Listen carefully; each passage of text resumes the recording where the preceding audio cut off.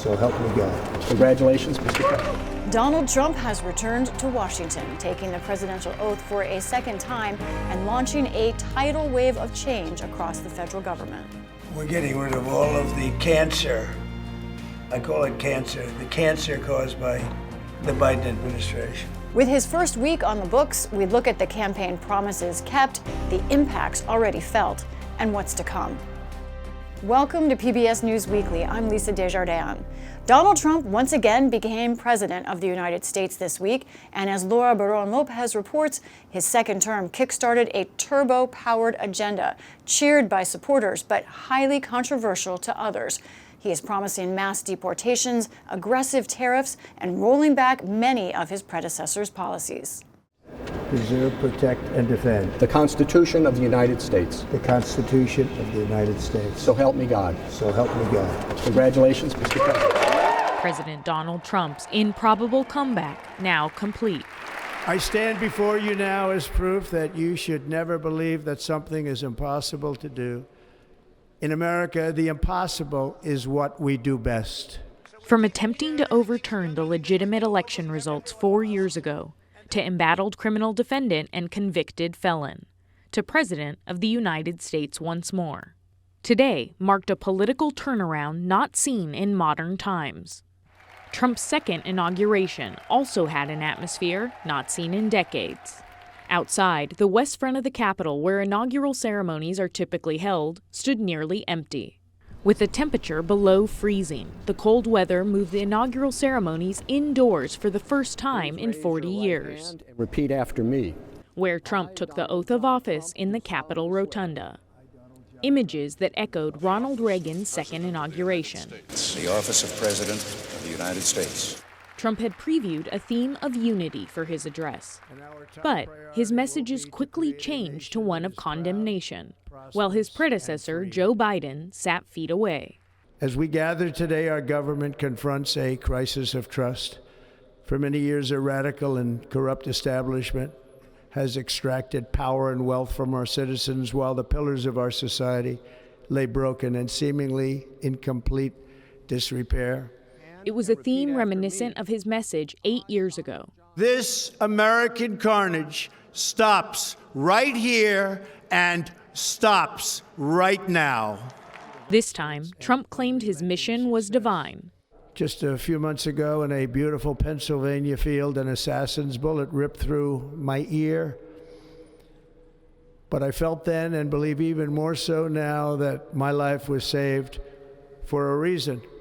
I was saved by God to make America great again.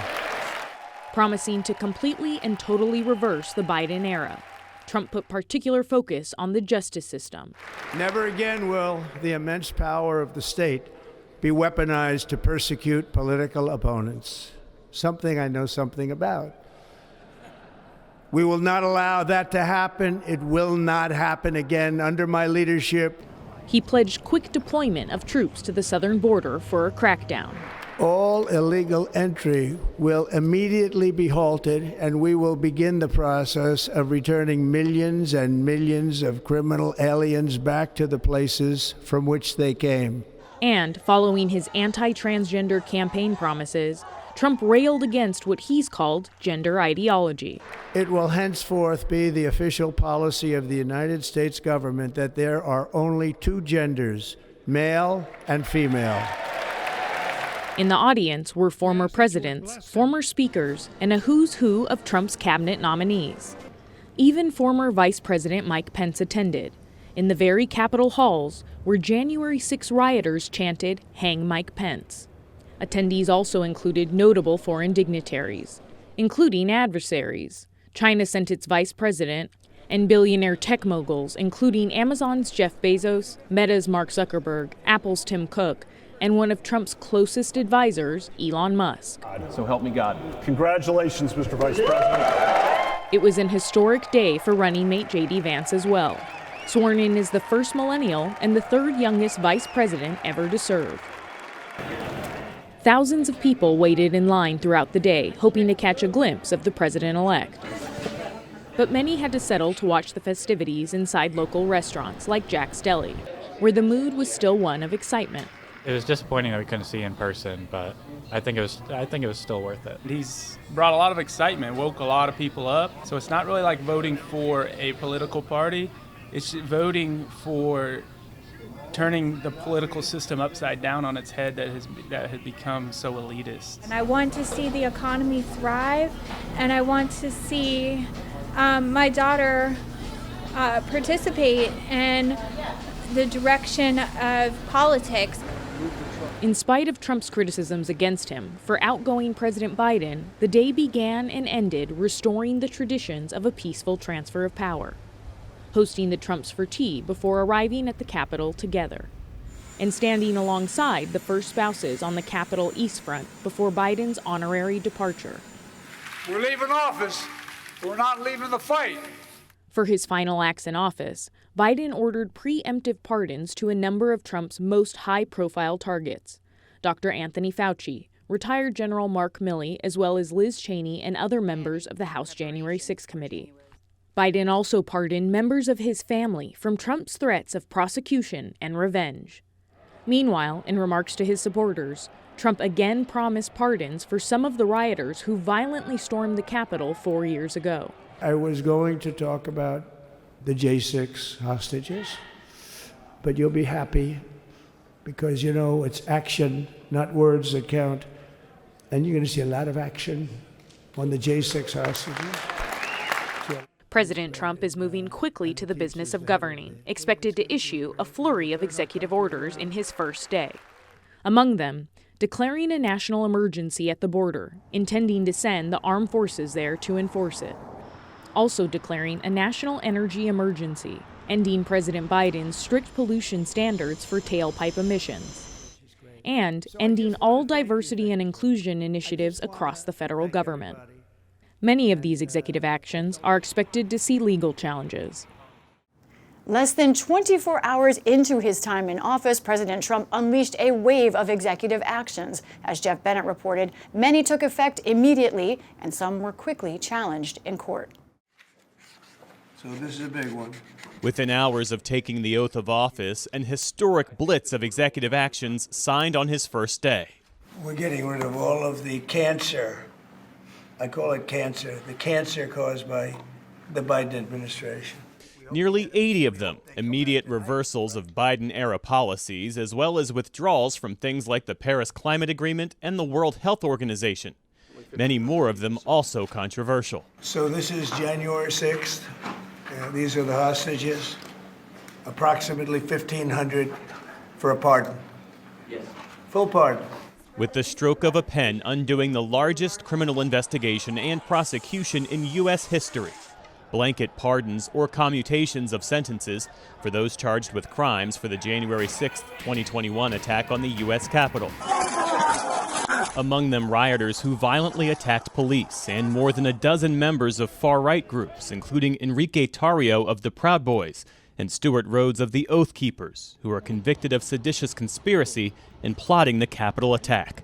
At a rally before signing the order, President Trump repeatedly referred to January 6th rioters as hostages, while standing on stage with families of Israeli hostages. We're going to release our great hostages that didn't do, for the most part, they didn't do stuff wrong.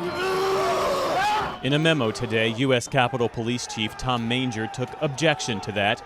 When people attack law enforcement officers, the criminal should be met with consequences, condemnation, and accountability. On the issue of immigration, President Trump declared a national emergency at the southern border.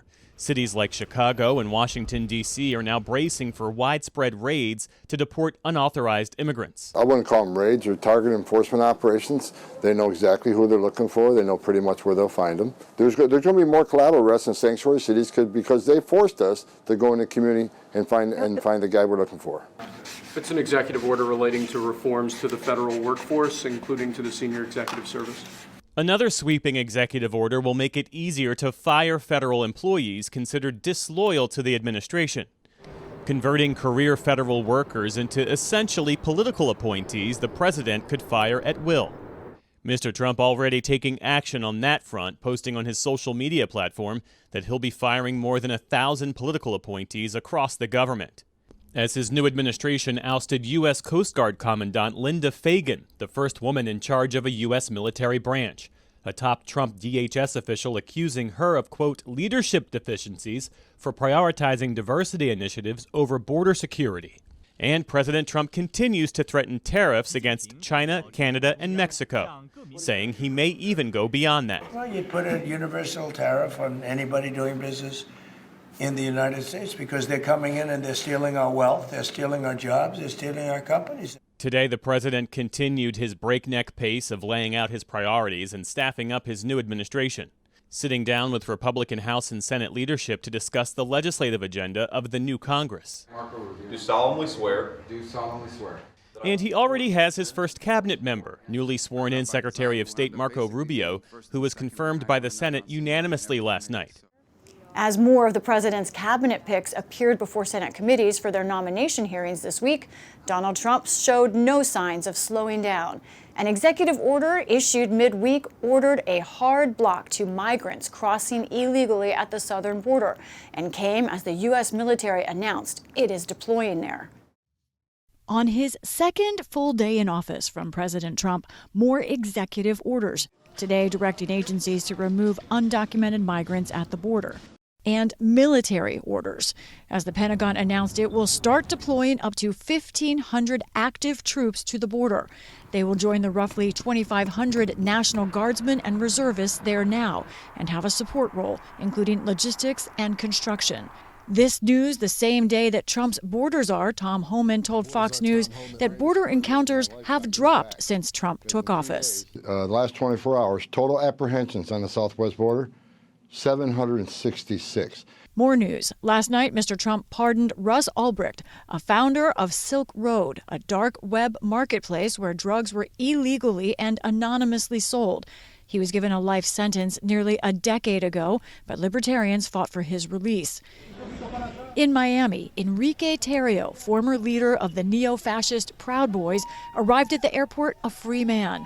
Trump erased his 22-year sentence for seditious conspiracy on January 6th. We have to have fair elections. And in the halls on Capitol Hill, Oath Keepers founder Stuart Rhodes appeared, one day after he was pardoned for gathering weapons and plotting to violently overtake Congress. The president's made his decision. I don't second-guess those. Asked about the January 6th pardons today, House Speaker Mike Johnson supported Trump and cast a blind eye to the violence and assaults of that day. Peaceful protests and people who engage in that should never be punished. Trump has kept a furious pace. Nice to see you. Last night, holding an impromptu news conference. I think we're going to do things that people would be shocked at. He was asked about his Hail Mary attempt to keep TikTok operational despite a hovering ban under law. Trump suggested putting it in the hands of American entrepreneurs, including ally Elon Musk. Are you open to Elon buying TikTok? I would be if he wanted to buy it, yeah. Other major action from Trump. He dismantled government diversity, equity, and inclusion, or DEI, programs. A memo directed federal agencies to place all DEI office staffers on paid leave starting today. House progressives vowed to push back on Trump's agenda, particularly his crackdown on immigration. He is trying to flood the news with all of these actions. We're going to hold him accountable and defend the vulnerable. Congress is moving too. The yeas are 263 and the nays are 156. The bill passed. The House tonight gave final passage to what is set to be Trump's first bill to sign in this term, the Laken-Riley Act. It requires federal authorities to detain some undocumented immigrants. It passed with dozens of Democratic votes. Amna Nawaz spoke to Jeff Green of Bloomberg News about the administration's efforts to upend DEI efforts nationwide. So the memo tells agencies to put these staffers on paid leave by 5 o'clock today, a plan to fire them they need to have by next Friday. Just in the way of one example, there's a watchdog group called American Transparency that says the Department of Health and Human Services alone employs 294 DEI staffers. But Jeff, do we know how many federal employees we're talking about here? We don't. It's one of the things we're trying to figure out as well. The scope of this is not completely clear, but it is likely to be, as you said, hundreds of employees. It's not a small number. And why don't we know those figures? Because it wasn't immediately available in how the order was structured, and it's not something we've really been tracking in terms of how many DEI employees there are in the federal government. As was the same in the corporate America, we really don't know how many of these people are employed in that specific role. We know there's been some effort to try to gather some of this data in the Biden administration, right? There was an executive order back in 2021 that mandated all agencies to have a diversity plan to start to track the data on hirings and promotions. In their first DEI report in 2022, they had demographic data for the federal workforce. It said it was about 60% white, 55% male overall. At the senior executive level, more than 75% white, more than 60% male. But Jeff, this is not just about the federal workforce, is it? This Trump order directs agencies to make sure contracts and grants are in line with this anti-DEI stance. What's the impact here? Well, the impact even goes beyond that. He's also asked these agency heads, while they're at it, to identify 9 companies or institutions, public companies and institutions of large size that might be violating DEI laws and come up with a plan for maybe investigating them. So this goes way beyond the federal government as of the executive order that came out last night. Every company in America has to stop and take notice of what happened today. And are there any kind of challenges or new steps in place that could prevent these sort of policies from going into place? Or is it just that these employees will be fired and all these private companies, you say, will have to adjust their plans as well? Those are basically two different questions. For federal employees, Trump is the CEO of America, at least of the administration, and he can fire people as he wants. It doesn't mean there can't be litigation later, but he does have the will, or the ability, just like anybody who runs an organization, to decide who works there and who doesn't, to some degree. I mean, there are some limitations of union contracts and things that might control some of what he can do. But when it comes to the external actions, that's kind of unclear. He can definitely ask his agencies to come up with a list, and he can have that list, and he can publish a list. It's not 100% clear then what would happen to that list.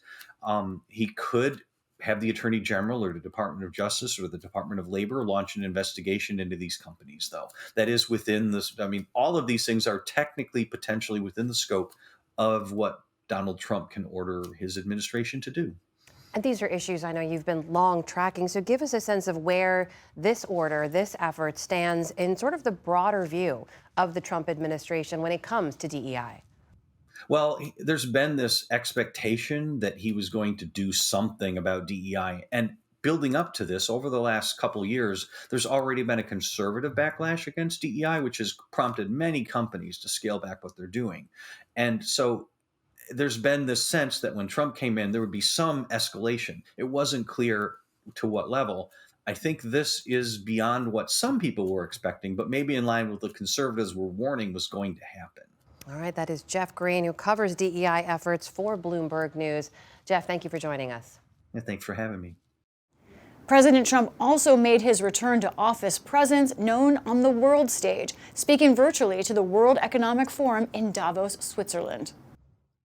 The President of the United States. At the Davos World Economic Forum, President Trump's virtual reintroduction on the world stage. Come make your product in America, and we will give you among the lowest taxes of any nation on earth. The president had clear instructions for other world leaders. If you don't make your product in America, which is your prerogative, then very simply you will have to pay a tariff, differing amounts, but a tariff. And a list of demands. Saudi Arabia will be investing at least $600 billion in America, but I'll be asking the Crown Prince, who's a fantastic guy, to round it out to around $1 trillion. More money, lower prices. And I'm also going to ask Saudi Arabia and OPEC to bring down the cost of oil. And a higher spending bar for NATO countries. I'm also going to ask all NATO nations to increase defense spending to 5% of GDP, which is what it should have been years ago. While at home on the Resolute desk, a new batch of freshly signed executive orders, among them declassifying files on the assassinations of John F. Kennedy, Robert Kennedy, and Martin Luther King Jr. Mr. Trump also signed pardons for 23 anti-abortion activists and created a cryptocurrency advisory council. Asked about the Ukraine war, he said Ukrainian President Volodymyr Zelensky is ready to talk with Vladimir Putin. He's ready to negotiate a deal. He'd like to stop. He's somebody that lost a lot of soldiers, and so did Russia. Lost a lot. Russia lost more soldiers. They lost 800,000 soldiers. Would you say that's a lot? I'd say it's a lot. The night before, Trump appeared in a wide-ranging interview from the Oval Office with Fox News' Sean Hannity. FEMA is going to be a whole big discussion very shortly because I'd rather see the states take care of their own problems. Trump said he wants a new approach to federal disaster aid, sharply limiting it. Like that. I love Oklahoma, but you know what? If they get hit with a tornado or something, let Oklahoma fix it. You don't need, and then the federal government can help them out with the money. He singled out California, reeling from ongoing wildfires, threatening to cut off aid and asserting that releasing water from Northern California would help, which local officials say is flat wrong. I don't think we should give California anything until they let water flow down into their... It's from the north to the south. John Ratcliffe. Meanwhile, nomination, mobilization. Former Congressman John Ratcliffe was sworn in as the CIA's new director soon after his Senate confirmation today, while Defense Secretary-designate Pete Hegseth narrowly won a key procedural vote in the Senate. Senators Collins and Murkowski voted against him, citing concerns about his experience and views on women in the military. Morning, everybody. From Democrats, some sharp pushback to one other nominee. Russell Vought is poised to direct the Office of Management and Budget and has strong conservative backing. Senate Minority Leader Chuck Schumer singled out his nomination today. This guy is he's probably at the very top of the list in terms of how dangerous he is to working people and to America. Mr. Vought is the godfather of the ultra-right. He is the chief cook and bottle washer for Project 2025, which would decimate the lives of so many Americans. As for the Trump agenda, today, a first barrier. A federal judge temporarily blocked the Trump executive order to end birthright citizenship, saying it is blatantly unconstitutional. That is not yet dissuading some Republicans in Congress who propose to codify Trump's birthright idea. This opportunity will not come again, at least not for a long, long time. In Washington, a sense of the opportunity and concerns around a fast-moving new presidency. As part of his blitz of executive orders, President Trump delivered on a promise to withdraw the United States from the World Health Organization. Amna Nawaz discussed potential implications with Lawrence Gostin of the O'Neill Institute for National and Global Health Law at Georgetown University. You said leaving the WHO would be what you called a grave mistake that would hurt Americans. How so? What's the potential harm here? I believe this is a truly historic decision. The United States really formed the World Health Organization in 1948 and has been its most influential and greatest funder for 75 years. This is going to make America decidedly less safe, less secure. And it's hard for me to think of any national advantage that we get. I only see us alone and isolated, not stronger. You mentioned the U.S. has been its greatest funder for WHO. If you take a look at this graphic, we should just point out, look at the top 10 sources of funding there. The U.S. there at the top, but there's other groups like the World Bank, the Gates Foundation, countries like Germany, UK, and Japan. But the U.S. is responsible for some 1/6 of the organization's budget. So is President Trump's characterization that the U.S. is shouldering an unfair financial burden here wrong? Yes, actually, I think it is wrong, but it's not totally wrong. Let me explain. The WHO has a budget of roughly 1/4 of the US CDC. So for a global institution, it's chronically underfunded. It doesn't have the resilience and funding that it needs to put out fires all over the world. So the United States shouldn't pay less, but other countries should pay more. China should, India, the Gulf states, many other middle-income countries. So I think that Trump would do a much greater service to the United States and the world if he stayed in and he negotiated a deal. Pulling out of the organization means that the U.S. would lose access to the World Health Organization's global public health data, too, which you said would leave agencies like the CDC flying blind. Help make that real for us. What is the potential harm that you are worried about? I see this as the greatest self-inflicted wound that this executive order has put for us. I mean, it is a grave wound to WHO, but I think it's a more grievous wound to the United States. Here's why.